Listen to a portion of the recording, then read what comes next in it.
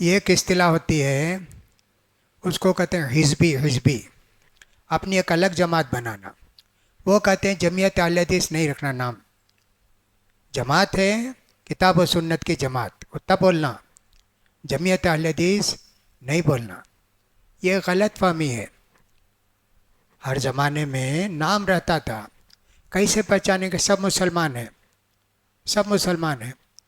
صحیح عقیدے والے کون ہیں؟ اہل حدیث ہیں جی۔ تقلید والے کون ہیں؟ حنفی، شافعی، مالکی، حنبلی ہیں۔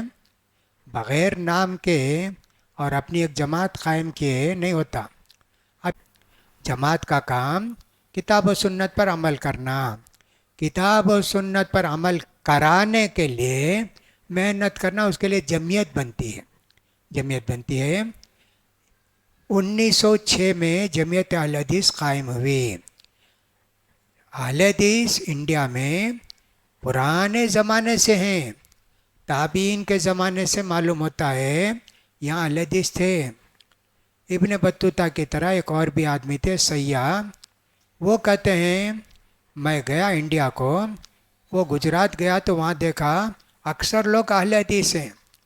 وہ 325 کے آدمی ہیں ہجری، یعنی آج سے 1100 سال پہلے۔ وہ کہتے ہیں سب سے زیادہ جماعت اہل حدیثوں کی ہے وہاں، ایسا کہتے ہیں وہ۔ تو لہٰذا جمعیت یہ سب انتظام کرتی ہے، تشکیل دیتی ہے، جوڑ کر رکھتی ہے، بیانات رکھتی ہے، انتظامات کرتی ہے، یہ سب کام جمعیت کرتی ہے۔ جماعت کا کام کیا ہے؟ جماعت کا کام اپنا عقیدہ درست رکھنا ہے، وہ بھی علماء بیان کریں گے، علماء سے سیکھیں گے صحیح عقیدہ کیا ہے، غلط عقیدہ کیا ہے۔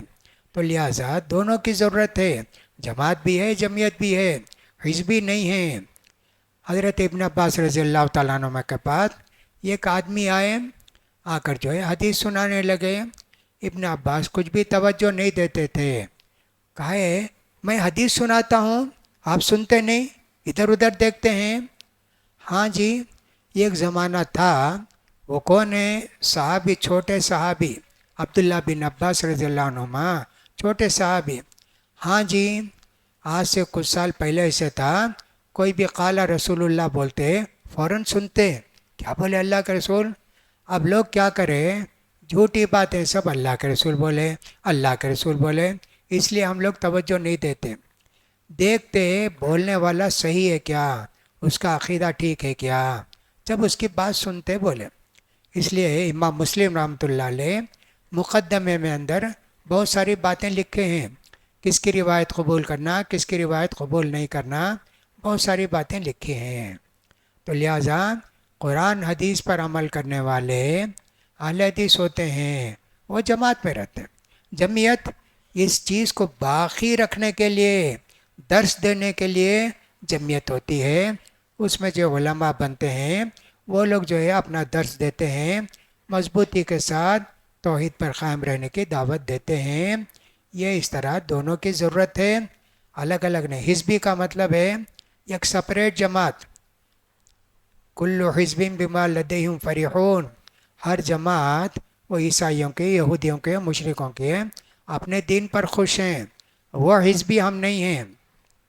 ہم لوگ جو جماعت ہیں حزبی نہیں ہیں، جمعیت ہیں حزبی نہیں ہیں۔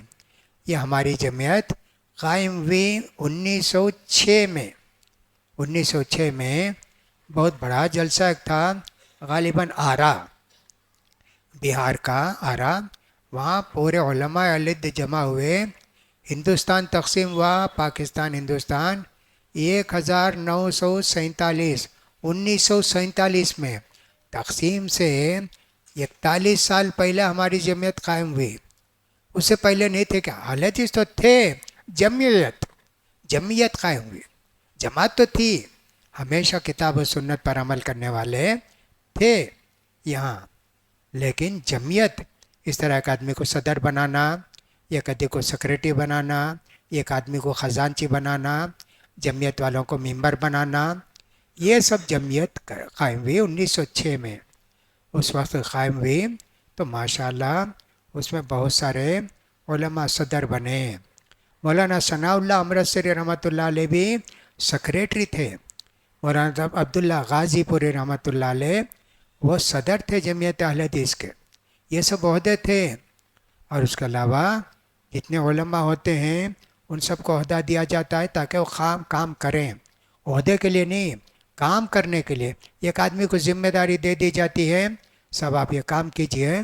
عہدہ ان کے پاس رہتا ہے، ڈرتے. قیامت میں اللہ پوچھے گا نا تم کو عہدہ دیے جمعیت کا کام کرے. ویسا جو ہے لوگ ڈرتے. آج کل یہ ہے جمعیت کے ذمہ دار بنتے، جمعیت کا کیا بھی کام نہیں کرتے. ذمہ دار بن کے میرا حکم چلنا، میری بات چلنا، میں جو بولتا وہ چھوڑنا. ارے کیا چاہیے، عجیب ہے. تو جمعیت جو ہے 1960 سے قائم 6 سے قائم ہے. ماشاءاللہ کتنے صدر تھے. اس کے پہلے صدر تقسیم کے بعد مولانا عبد الوہاب رحمۃ اللہ علیہ آروی آرا کے رہنے والے تھے، وہ جمعیت کے صدر بنے. اور مولانا ثناء اللہ امرتسری سیکریٹری بنے. تقسیم ہونے کے بعد مولانا ثناء اللہ امرتسری صاحب امرتسر سے پاکستان کو چلے گئے. پھر اس کے بعد ان کے بعد مولانا عبد الحفیظ سلفی رحمۃ اللہ علیہ دربھنگہ کے وہ صدر بنے. اس کے بعد عارضی صدر بنے مولانا عبد الوحید بنارس والے. ان کے بعد صدر بنے مولانا مختار صاحب رحمۃ اللہ علیہ. اس کے بعد صدر بنے صفی الرحمن صاحب رحمۃ اللہ علیہ. اس کے بعد صدر بنے حافظ یحییٰ صاحب، 10 سال تک وہ صدر تھے. ان کے بعد اصغر علی امام مہدی ابھی جو صدر ہیں. اس طرح یہ مسلسل سلسلہ چلے آ رہا ہے. اس کی وجہ سے جمعیت قائم ہے انڈیا کے اندر، ورنہ کون پوچھتے ہم کو؟